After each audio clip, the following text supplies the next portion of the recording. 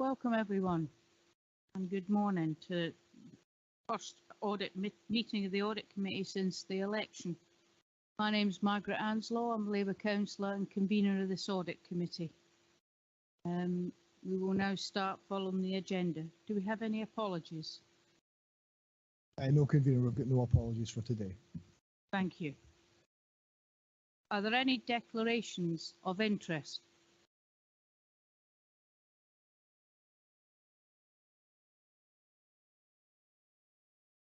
Take that as a no. Next item, the minutes for agreement. Councillor Meikle-John.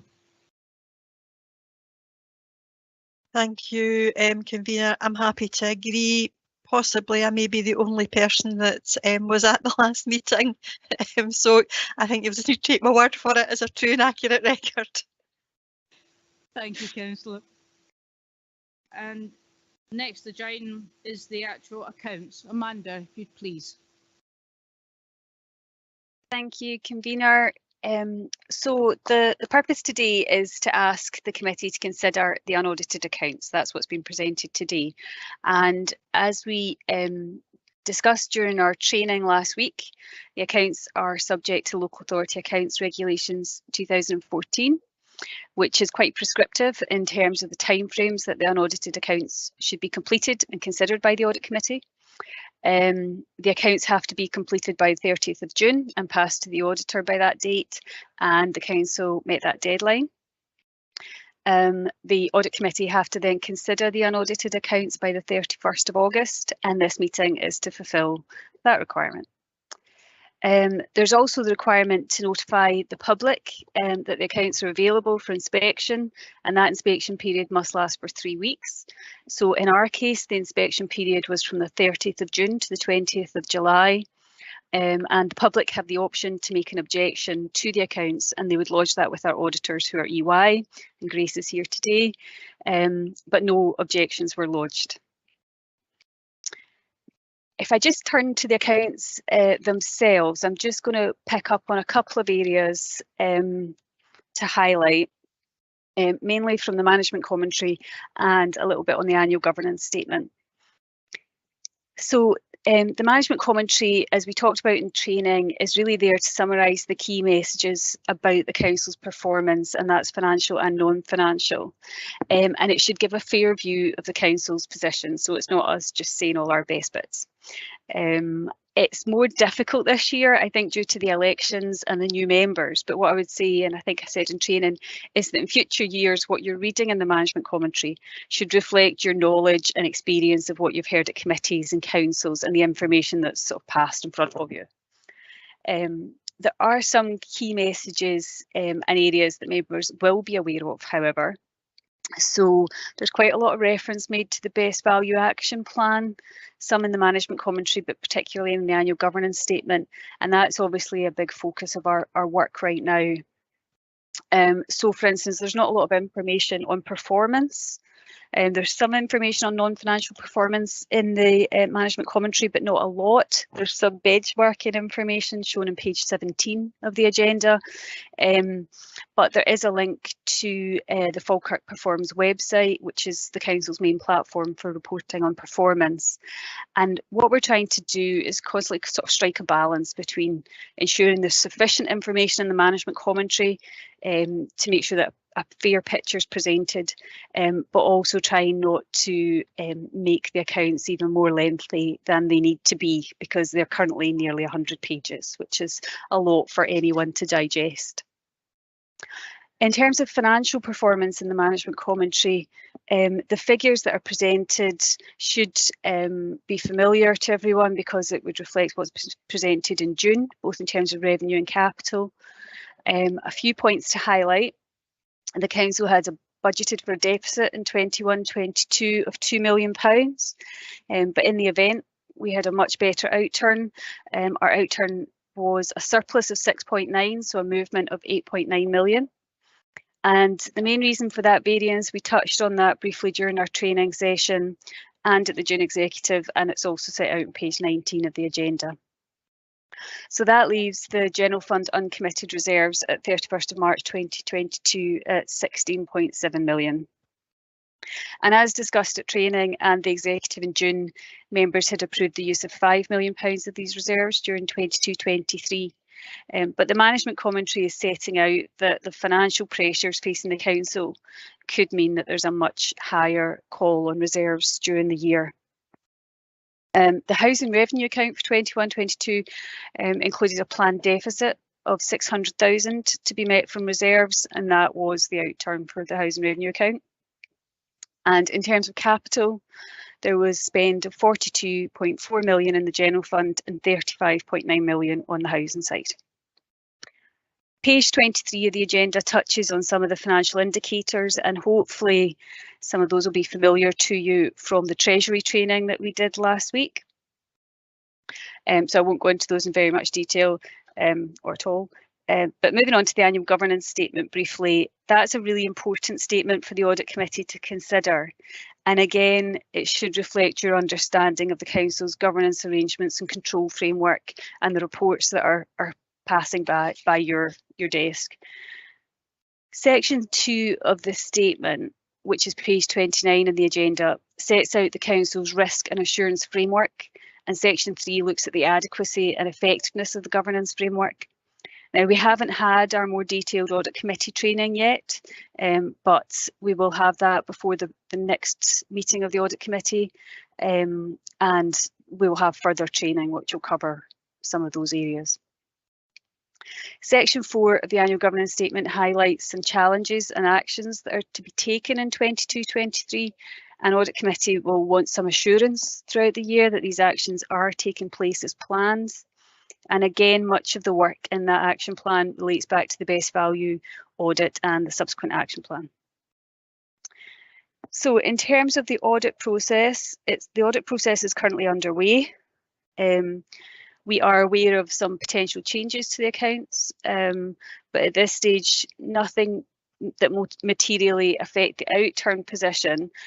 There's not to say that that might not change as the audit continues, but at this point in time, we're not aware of anything that would affect that reserves figure. There are some issues with accounting for infrastructure assets, and that's a UK-wide issue, and that is likely to delay the completion of the audit, and that's because we are really waiting for some technical guidance on how to deal with that, but that's a national issue. So we're waiting for some guidance on what, if any, changes we need to make to our accounts to deal with this infrastructure issue. And it's really a sort of technical accounting issue about how we value our road network. So because of the sums involved, that could be quite material, but again, unlikely to affect our bottom line, but it just means that we might have a delay. The regulations normally ask for the accounts to be audited and considered by the audit committee and approved by council by the 30th of September. For the 21-22 accounts, that requirement's extended to the 31st of October. So it may well be the case, because of the timings, that we need to have a special council to consider and approve the accounts to make sure that we meet the regulations. But we'll hopefully know more in the next couple of weeks in terms of that guidance and the impact it's going to have on the time frame. But at this point, we're not really masters of our own destiny with that. So I'm happy to take any questions. Thank you. Thank you, Amanda. Grace, do you wish to ask anything? Good morning, everybody. I don't think I want to ask anything. I wondered if it would be helpful just to explain a little bit more about that infrastructure problem, just to explain that it's not a Falkirk Council problem at all. So the infrastructure assets at the moment, they are held at historic cost basis, which just basically means that the price that the council has paid for them is what is reflected in the financial statements. But that's a really big number just now, so that's about I think it's about 140 million for Falkirk Council just now. The problem that has arisen, and it came from down south, is that when the council buys more, so replaces parts of the road network, then that balance is just being added on to the value, to the value of the account. And we tend to think about valuations like a house valuation. So if your house was valued at £100,000, say, and you buy a new kitchen that costs maybe £15,000, then the value of your house won't automatically go up by that £15,000. There will be an element of you already had a kitchen, so you've got to take out that value, sorry, that existing value, to revalue your house. So this has been historic and has gone on and on for years and years and years, and nobody's noticed because it was only maybe about 5 years ago that roads actually came onto the balance sheet. So the problem that we have nationally, and this is across the UK, is that some of that record keeping is really, really old, and that lots of people have just been doing this historically. And because it's a huge value and our materiality is quite small, then there is that risk that there could be a material adjustment in there. So what Audit Scotland and the Scottish Government are trying to do is to come up with a statutory mitigation that would mean that that's okay, that it doesn't impact the account, because at the moment we would have to give a limitation of scope opinion, which is like a qualified opinion, which we don't want to get to.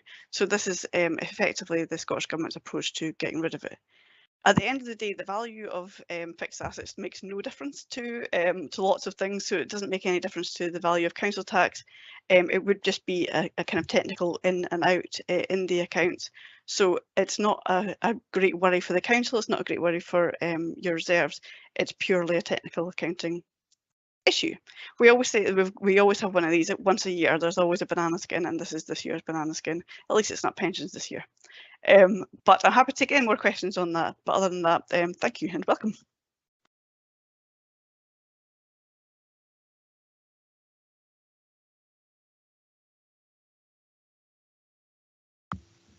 Is there any questions from any members?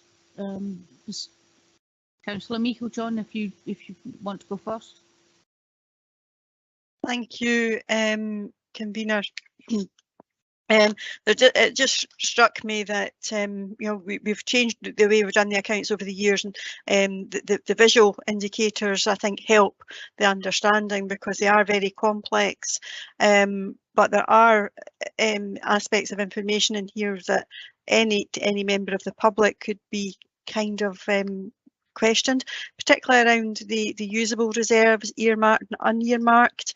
And there's some big figures, for example, on page 22, if you look at the balance sheet, it talks about the usable reserves of 68.8 million, and that's not actually available for us to spend on what we like, because there is certain things we have to do. And I don't know whether Amanda could maybe explain a wee bit more around the usable reserves, earmarked reserves, and just around these figures and how we get to them. Yeah, thank you. So the usable reserves is, I think we talked a little bit about this in our training last week. So we have usable reserves and unusable reserves, and usable reserves are effectively cash backed, and unusable reserves are Grace was talking about sort of statutory mitigation, technical accounting type arrangements. So there's no cash at the back of them. So in terms of the usable reserves, it is a high figure, and I'm just trying to look. I've got the accounts in front of me, which has page 55. I'm just trying to check what page that is on your agenda.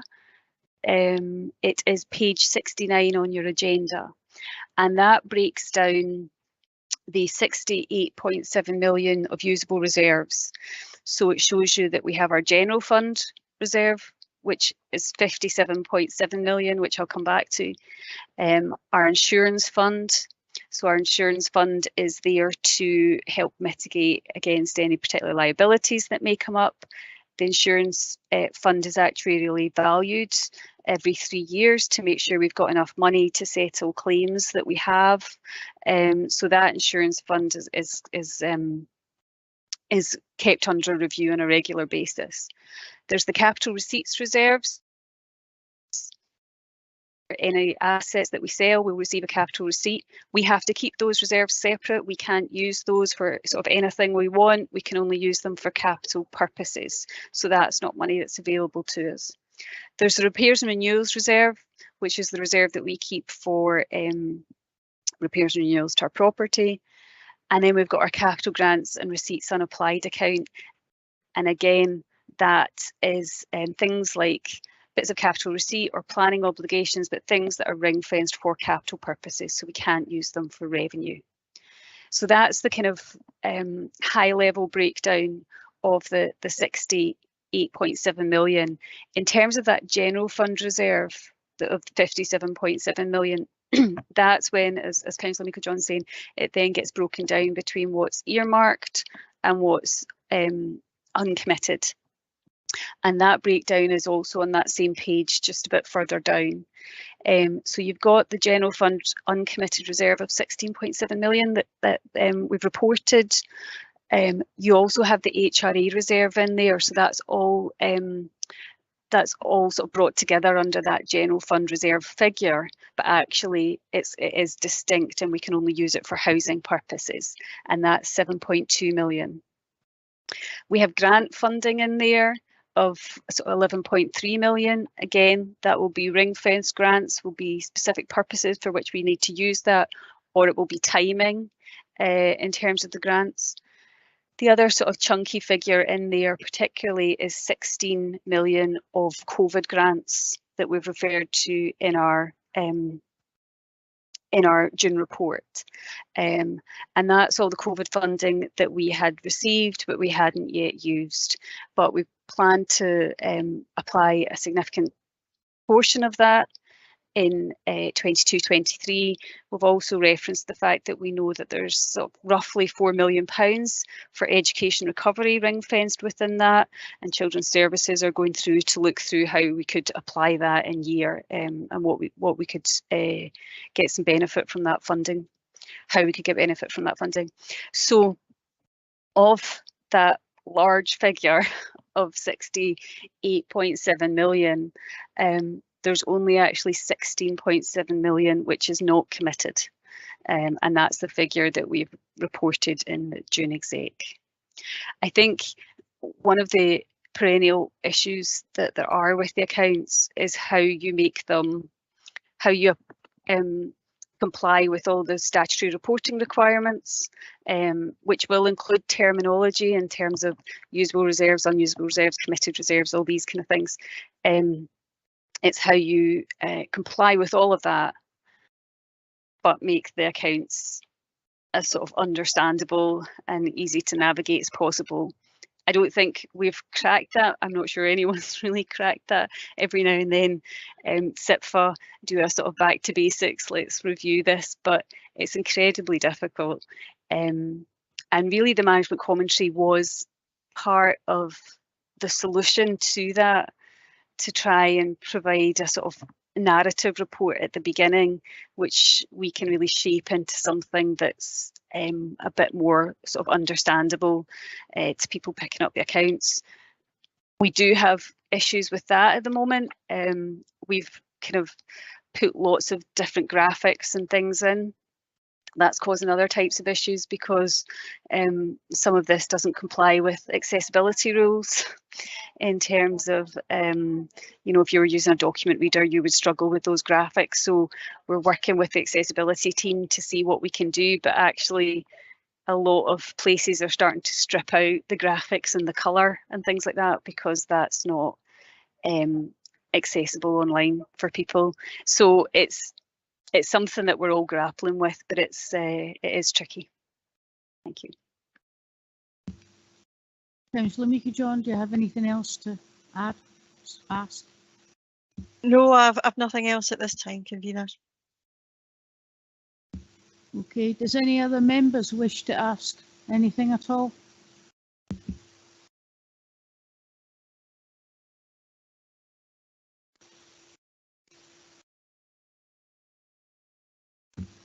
I take it that's a no.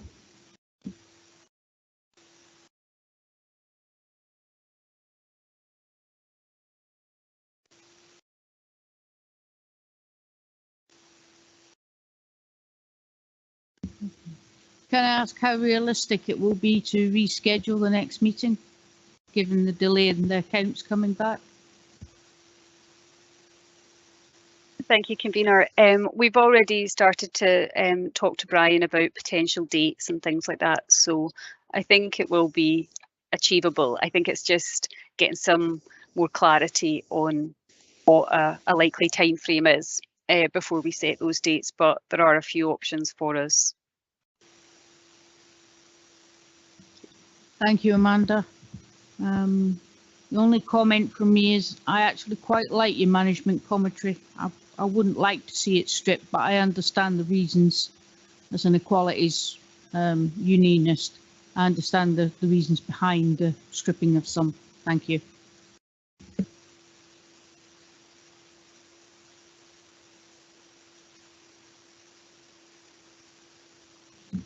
Okay, ladies and gentlemen, if there's no further questions,